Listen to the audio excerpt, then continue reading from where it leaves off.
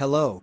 This is Dale Husband, the Honorable Skeptic, and tonight I want to post a commentary about an episode of the original Debbie and Carrie show that I have always considered to be the greatest one I have ever made, Carrie the Survivor. In terms of production order, it was the 18th episode, thus about midway through the first season, before even some of the concepts that would be considered basic to the show, such as the Tuscany Tavern as a hub of activity for the central characters or Sandy Smith going into politics and doing battle with corrupt opponents like Ted Anderson. The episode starts at the local hospital where Carrie was taken the previous night. She has just woken up after being unconscious for several hours. She is being played by the stock character model named Lizzie. Her mother, Jessica Sims, is played by another stock model named Jessica. Plotagon has a lot of technical limitations that I've had to work around to tell the stories I want to depict. In this case, Carrie appears to be sitting up on the bed, but she was really supposed to be lying flat on her back with Jessica standing over her. What happened? Mother Jessica, where am I? You are at the hospital. Lucy found you lying in a pool of blood after you had slit your wrists. You were rushed to the ER and given a blood transfusion to save your life. Right, the thing Jehovah's Witnesses aren't allowed to accept. I'm so thankful the doctors could save you, but why would you attempt suicide? I'm sorry. The more research I did on the world, its history, its current status and what could happen in the future, the more convinced I became that the world is going to hell. And it is all the fault of white people like us. I felt guilty for just existing. And if we can't save the world and are doomed to ruin it and ourselves, why go on living? Carrie, come here.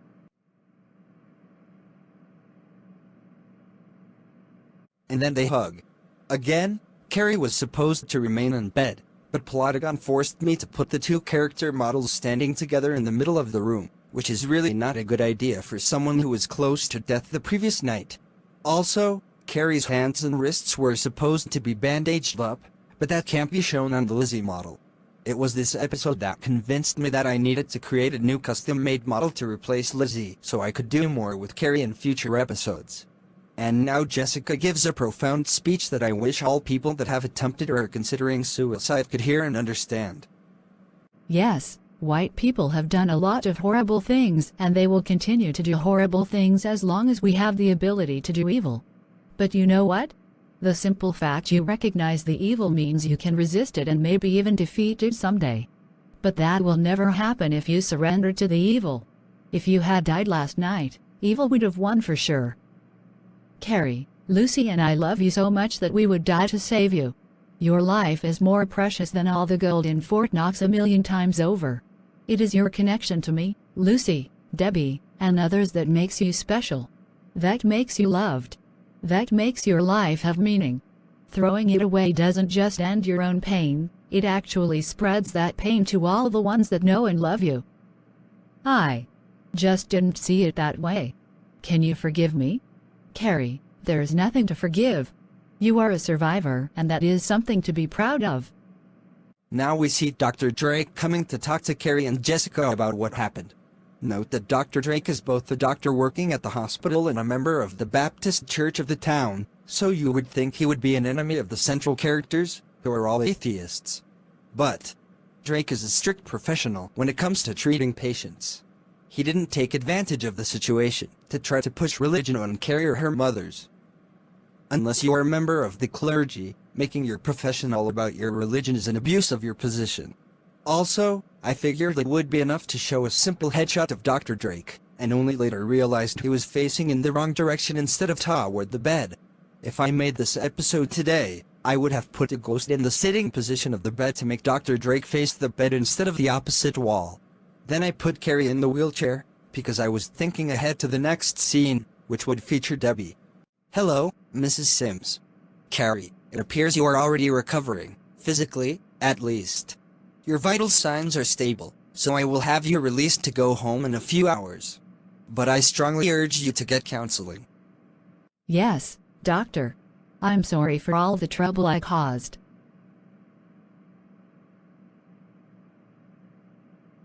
How do you feel, Carrie? Like an idiot. The thought of you possibly attending my funeral and then missing me afterwards shatters my heart. I can't tell you how sorry I truly am. My mother told me something interesting on the way here. She said, suicide is not an act of weakness, it is a sign that the victim has tried to be strong on her own for too long. What does that mean? You insisted on handling the burden of that report on our political beliefs alone.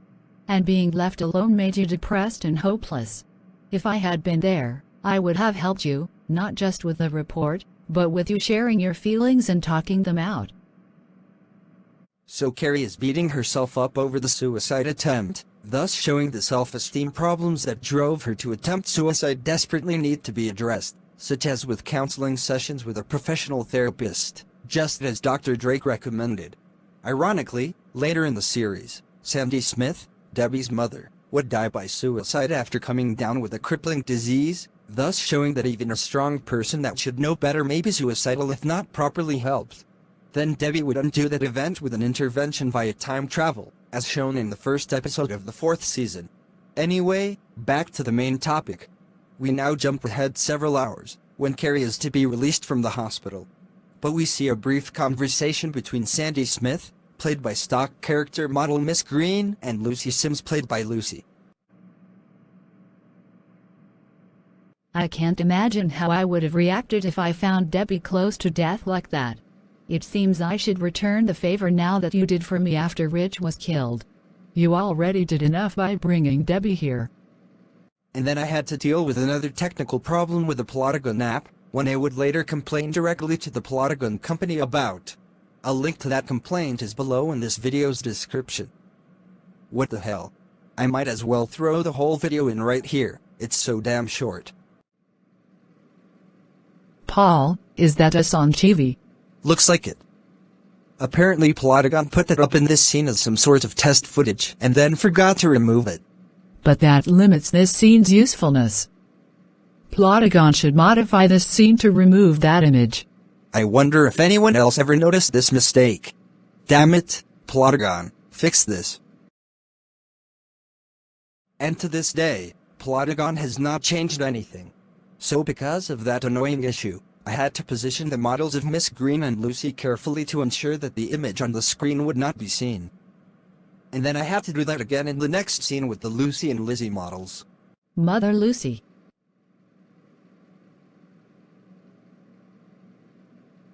I don't know how you can even look at me after what I did. And what I am.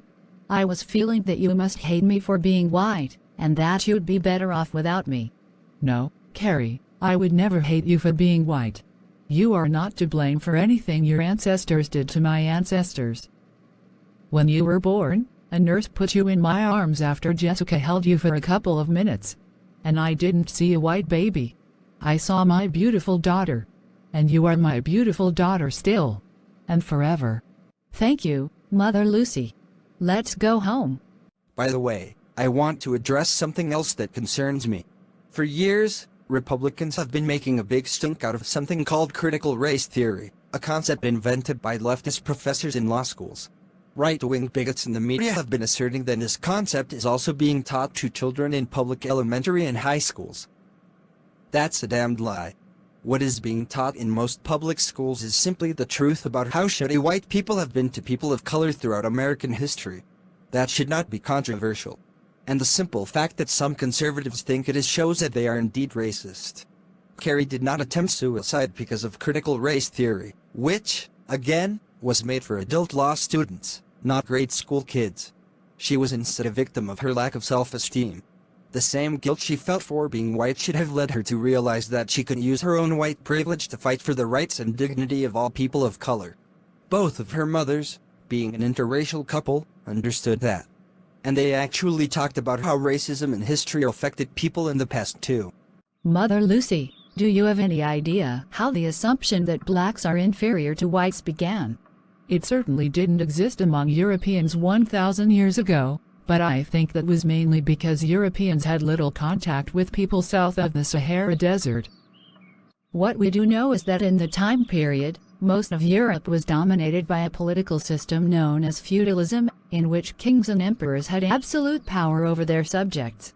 Below the rulers were the nobility, who had most of the wealth, and the clergy that cooperated with the rulers and nobles to keep the lower classes in line. Then below the nobles and clergy were the peasants, who were free but also poor. The maintenance of a strict social hierarchy meant that peasants would have no chance to become rich and join the nobility. And even worse than the peasants were the serfs, who were actual slaves, bound to the land and forced to work on farms without pay. But those serfs were of the same nation and skin color as the rest of their society, so it was easy for a serf to escape and seek freedom elsewhere. Being white meant they could blend in and likely avoid capture. As Europeans began to colonize the American continents in the 1600s, they came up with a solution to the problem of slavery among themselves. They began capturing Africans and taking them across the Atlantic to work on plantations, just as the serfs did in Europe. But being black rather than white meant these slaves would have a much more difficult time escaping to freedom than the white serfs in Europe did. When you start treating people that look differently from you as inferior, it becomes a habit. You see a slave and think they will be a slave forever because that is their natural destiny. But the fact remains that blacks became socially inferior in the Americas because whites made them so. Were the white serfs in Europe inferior to those above them? Again, only socially. And the whites that made blacks inferior have therefore a moral duty to make them equals. To this day, there are people, in America and around the world, who use corrupt politics and religion to advocate for social conservatism, which is all about returning societies to something like the feudalism of Europe centuries ago. And we must never allow them to drag us back to that way of life, for it degrades us all. As a white person, I do not feel superior to Lucy at all. Had I lived in Europe 1,000 years ago, I might have been a peasant or even a serf. Also, I am a woman and men might feel superior to me. I am a lesbian and straight women might feel superior to me. I am an atheist and Christians might feel superior to me. You can come up with 1,000 reasons to justify being bigoted and thus conservative, but we only need one reason to be progressive: the common humanity we all share. Carrie learned from her experience and became a stronger person as a result, with the help of her mothers and Debbie, of course. And that concludes my analysis of Carrie the Survivor.